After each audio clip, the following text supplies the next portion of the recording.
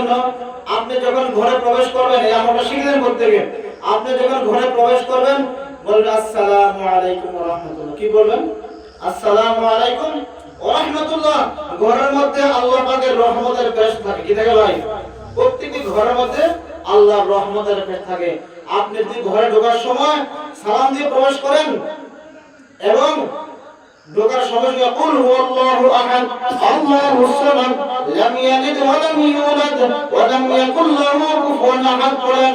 বলা হচ্ছে এই ঘরের মধ্যে আল্লাহ পাকের রহমত এবং বরকত নাযিল হবে। বলেন সুবহানাল্লাহ। আমরা ঘরে প্রবেশ করি কিন্তু ঠিক সালাম করি না। প্রত্যেকে আমরা ঘরে প্রবেশ করার পরে সঙ্গে সঙ্গে সালাম করব এবং কি করব? কুল হুয়াল্লাহু শরীফ পাঠ করব। কুল হুয়াল্লাহু শরীফ পাঠ করব ভাই। তো আমরা আজকে থেকে যদি ছোট ছোট আমল করতে চেষ্টা করি এবং এই কালাম পাকের মধ্যে নাই এমন কোনো জিনিস নাই। আজকে দেখেন আপনার আমার যিনি নবী মাইকেল এইচ হার্ট, উনি খ্রিস্টান। কিসের ভাই? খ্রিস্টান। উনি 100 জন মানুষকে নিয়ে, 100 জন মনীষী নিয়ে, 100 ধর্মগুরুকে নিয়ে উনি রিসার্চ করলেন। কি করলেন? রিসার্চ করলেন, গবেষণা করলেন। গবেষণা করে 100 মনীষীর নামে একটা উনি তালিকা বানালেন। কি বানালেন? তালিকা বানালেন। আর সেই তালিকার মধ্যে সর্বপ্রথম যার নামটা এসছে, আপনি আমি যদি শুনি অবাক হয়ে যাবেন, আপনি আমি আশ্চর্য হয়ে যাব।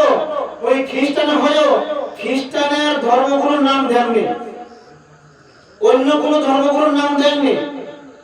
ওই ওনার দ্য 100 বই কি নাম, দ্য 100, ওই বইয়ের প্রথম লিপিতে যার নামটা আছে উনি হলেন আপনার নবী, আমার নবী, বিশ্ব নবী হযরত মুহাম্মদ মুস্তাফা সাল্লাল্লাহু আলাইহি ওয়াসাল্লাম। সুবহানাল্লাহ।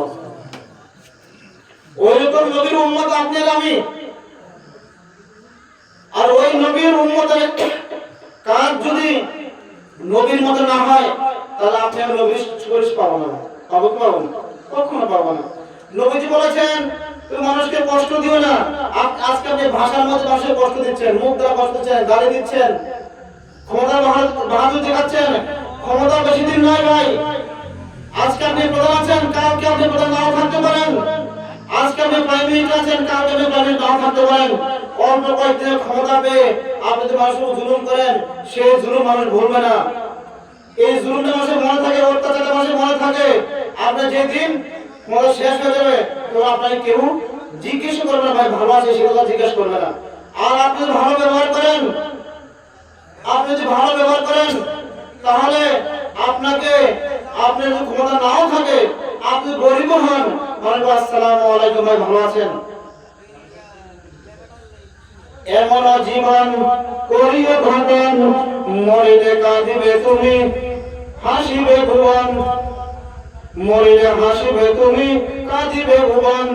এমন জীবন করিও ঘটন, মরিলে হাসিবে তুমি, কাঁদিবে ভুবন।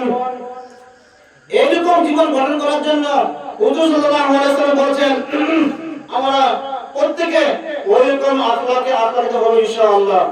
আমরা প্রত্যেকেই সব সময় হক হালাল মেনে চলবো, জায়েজকে জায়েজ হিসেবে মানবো, নাজায়েজকে নাজায়েজ হিসেবে মানবো।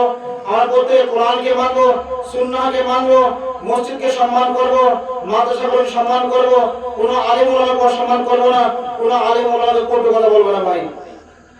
এগুলো ইসলামের মূল বুনিয়াদি জিনিস, মেইন জিনিস এগুলো। কোনো আলিমকে কষ্ট দেওয়া যাবে না। এজন্য ভাই আমরা প্রত্যেকে আজ থেকে প্রতিজ্ঞাবদ্ধ হব, আমরা কখনো কোনো আলিম ওলামাকে অসম্মান করব না, চাই ছোট হোক সে বড় হোক। কোরআনকে মানবো, সুন্নাহকে মানবো ইনশাআল্লাহ। আল্লাহ রাব্বুল আলামিন যতটুকু কথা বলা হয়েছে বললেও না, শুনলেও না, সকলকে যেন আমল করতে হবে। আল্লাহুম্মা আমিন। ওয়া মা আলাইনা ইল্লাল বালাগ। আসসালামু আলাইকুম ওয়া রাহমাতুল্লাহ। যদি কোনো মানুষ আমার কথাটা কোনো কষ্ট পেয়ে থাকেন প্রত্যেক আল্লাহকে মাফ করে দিবেন। আসসালামু আলাইকুম ওয়া রাহমাতুল্লাহি ওয়া বারাকাতুহু।